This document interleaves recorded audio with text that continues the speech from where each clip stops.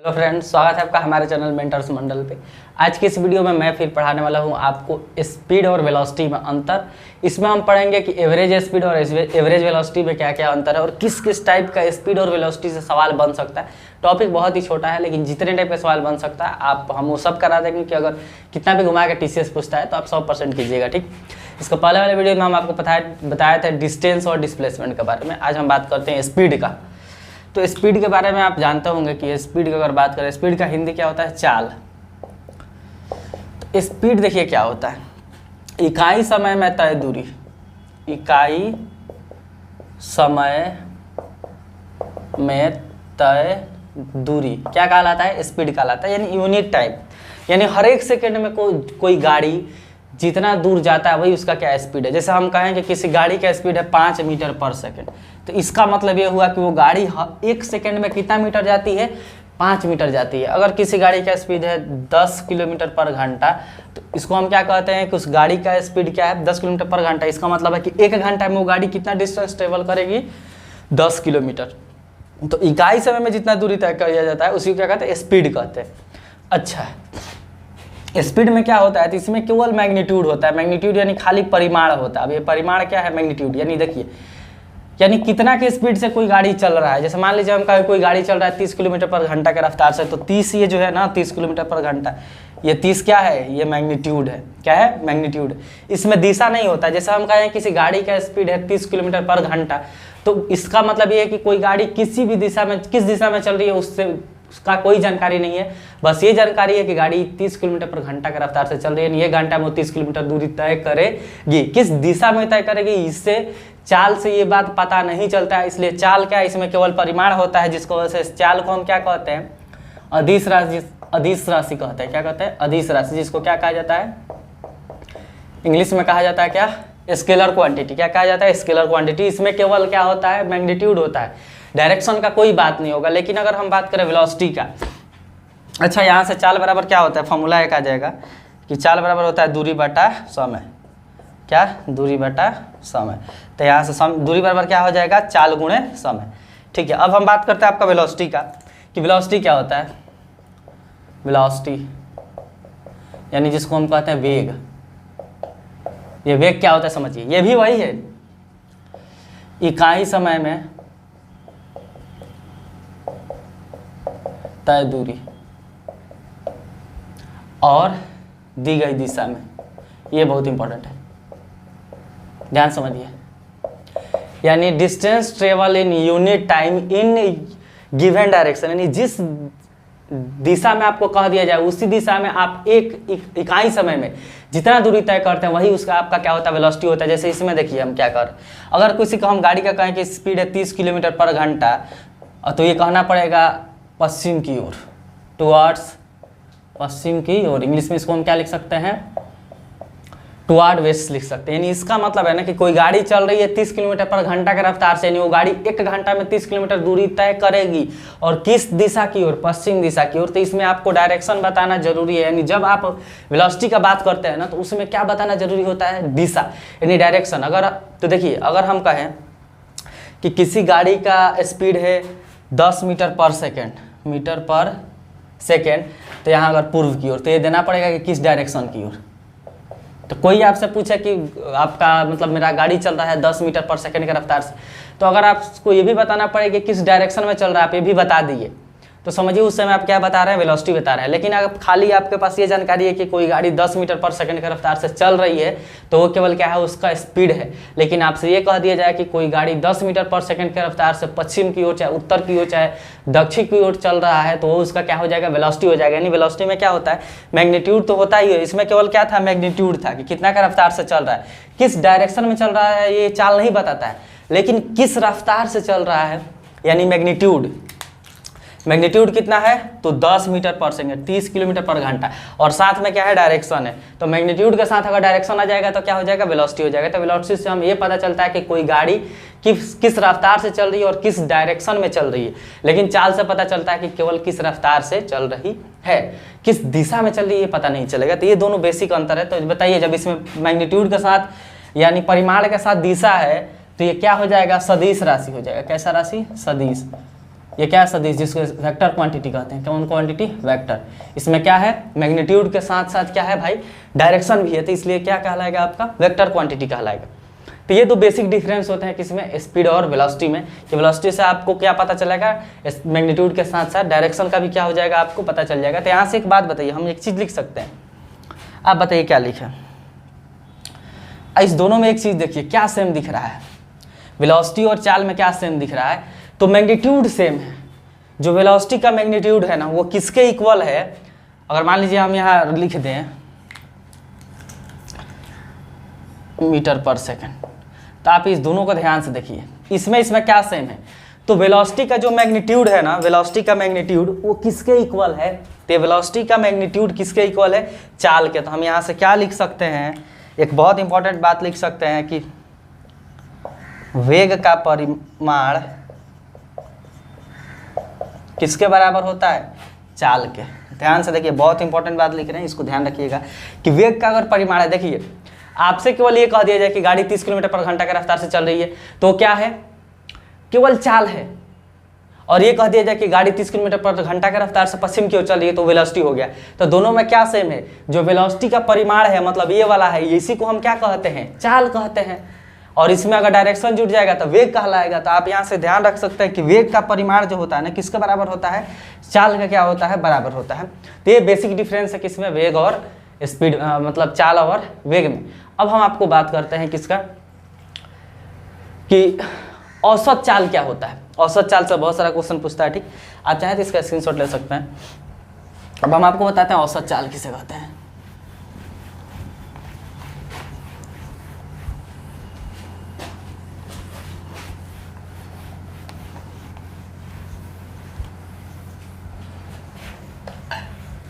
देखिए, औसत चाल का पहले मतलब समझिए। किसी आदमी को यहाँ से आना है, ठीक, ये मान लीजिए 1 सेकेंड, यहाँ भी 1 सेकेंड, यहाँ भी 1 सेकेंड। यहाँ देखा गया इसका चाल है 10 मीटर पर सेकेंड, यहाँ देखा गया 15 मीटर पर सेकेंड है, और यहाँ देखा गया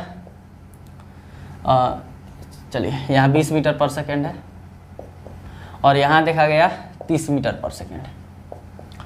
एक आदमी को पॉइंट ए से पॉइंट बी तक जाना है, तो हर एक समय वो क्या करेगा, कहीं अगर स्पीड मतलब कहीं जगह खाली रहता है तो वहाँ क्या होगा, गाड़ी का स्पीड बढ़ा लेगा, कहीं कम रहेगा तो वहाँ क्या करेगा, धीरे करेगा। तो जैसे चला है वहाँ चला है 10 मीटर पर सेकंड का रफ्तार से, उसके बाद से स्पीड अगला सेकंड में स्पीड कितना बढ़ा के कर लिया है, 20 मीटर पर सेकंड। फिर उसको अगले सेकंड में स्पीड बढ़ा के क्या कर लिया, 30 मीटर पर सेकंड।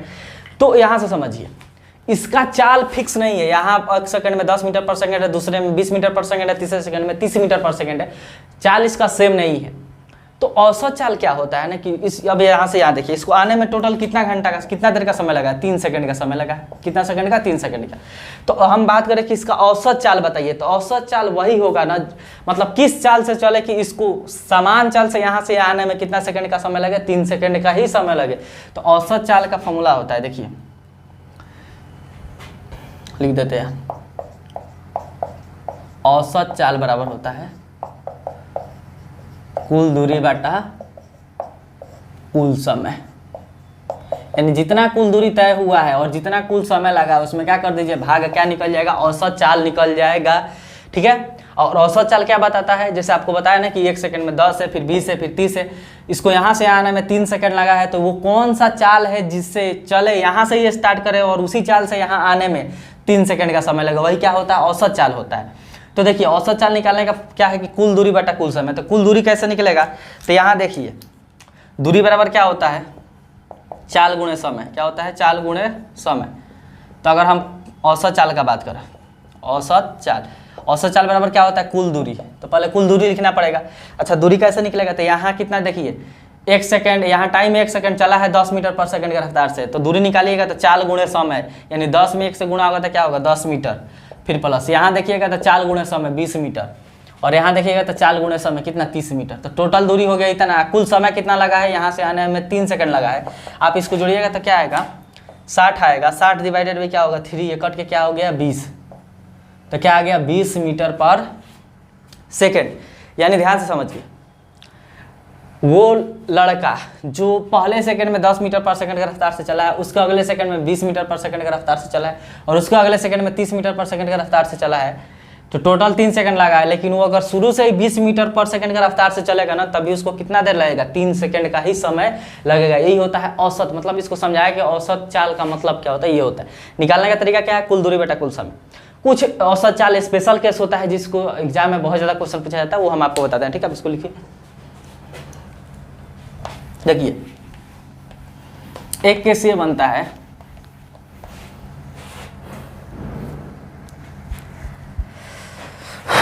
एक मिनट,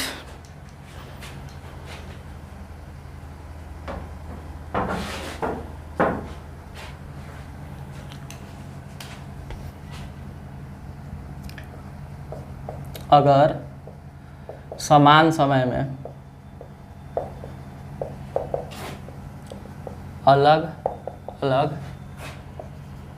चाल से दूरी तय करें तब।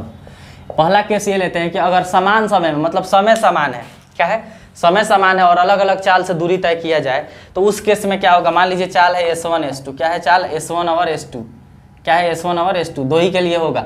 तब यहाँ औसत चाल बराबर, डायरेक्ट आप फॉर्मूला याद रखिएगा कि औसत चाल बराबर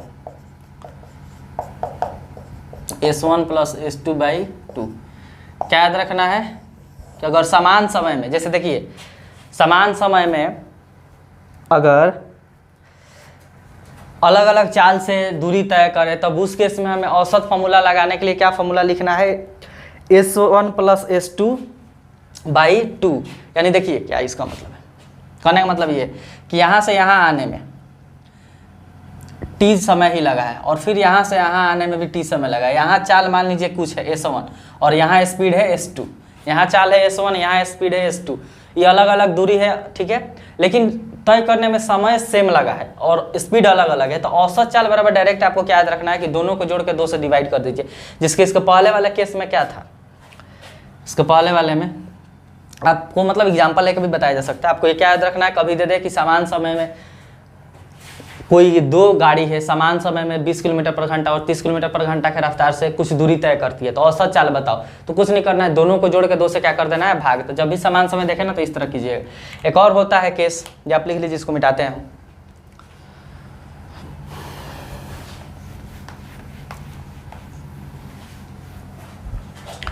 एक क्वेश्चन पहले इस पे आप कर लीजिए, ठीक है।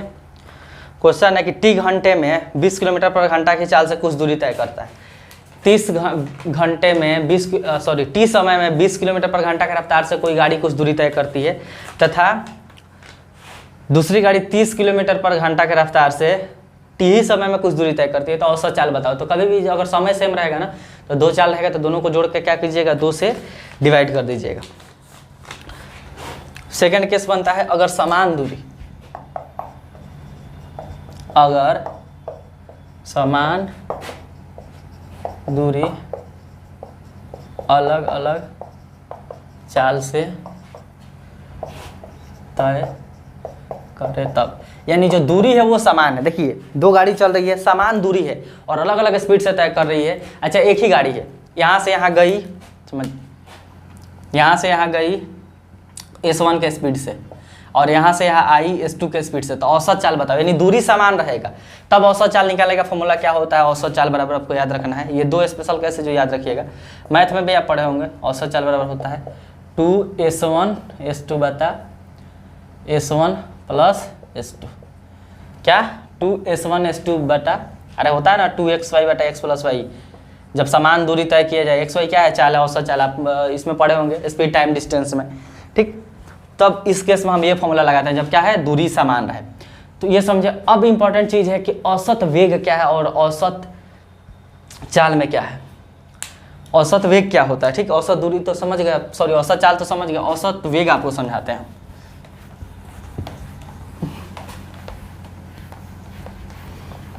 बताइए, औसत वेग अगर लिखना चाहें तो औसत वेग बराबर क्या होगा, विस्थापन बटा समय, कुल समय, विस्थापन बटा कुल समय। ध्यान से देखिए, इसको हम समझाते हैं एक एग्जाम्पल लेकर। मान लीजिए यहाँ से यहाँ आना है, ठीक। ये ए पॉइंट है और ये बी है, इसके बीच क्या दूरी है, मान लीजिए ये 100 किलोमीटर है। कितना किलोमीटर है? 100 किलोमीटर है। ठीक, यहाँ से कोई गाड़ी चला, अच्छा 120 मानिए, कितना किलोमीटर है? 120 किलोमीटर। यहाँ से यहाँ चला मान लीजिए 30 किलोमीटर पर घंटा के रफ्तार से। क्या? 30 किलोमीटर पर घंटा के रफ्तार से। ठीक, और चल के यहाँ आया है। चल के कहाँ आया है? यहाँ। और देखिए यहाँ से कोई गाड़ी चला 30 किलोमीटर पर घंटा के रफ्तार से और चल के यहाँ आया। ठीक, उतना ही देर में, अच्छा चलिए इतना ही पे लेके बनाते हैं।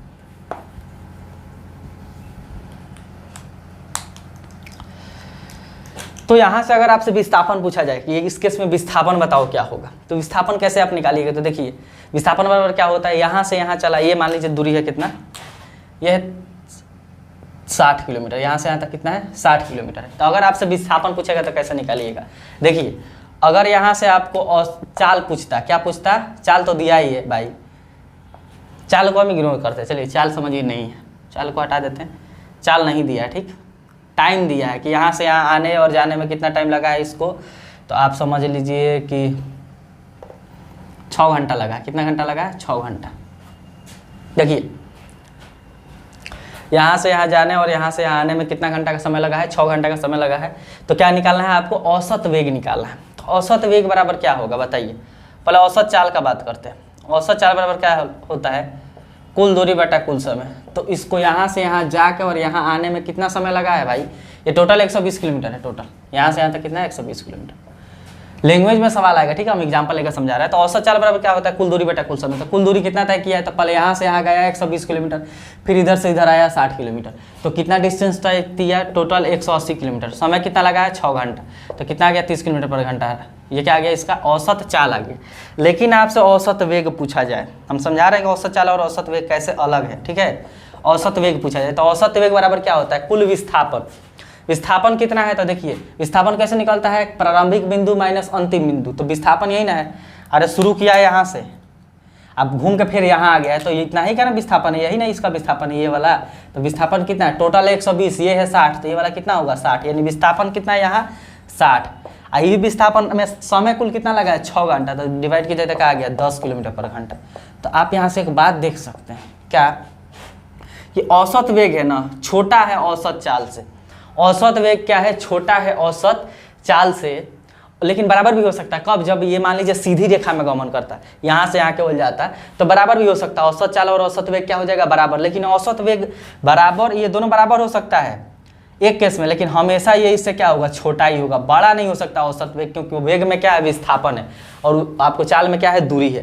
तो दूरी क्या होता है? बड़ा या बराबर होता है। इसको वजह से क्या होगा? औसत चाल औसत वेग से बड़ा या बराबर होगा। तो एक रिजल्ट हम क्या लिख सकते हैं यहाँ से?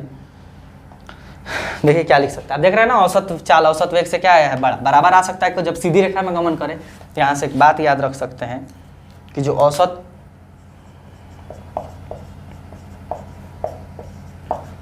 वेग जो होगा ना, लेस देन और इक्वल टू औसत चाल होगा। यहाँ औसत वेग का परिमाण लिख लीजिए, क्योंकि इसमें दिशा भी तो होता है, तो परिमाण लिख लीजिए। औसत वेग का परिमाण जो होता है हमेशा क्या होगा? छोटा होगा, चाहे बराबर होगा किससे? औसत चाल से। तो आपको कल को ऐसा अगर सवाल आ जाए कि औसत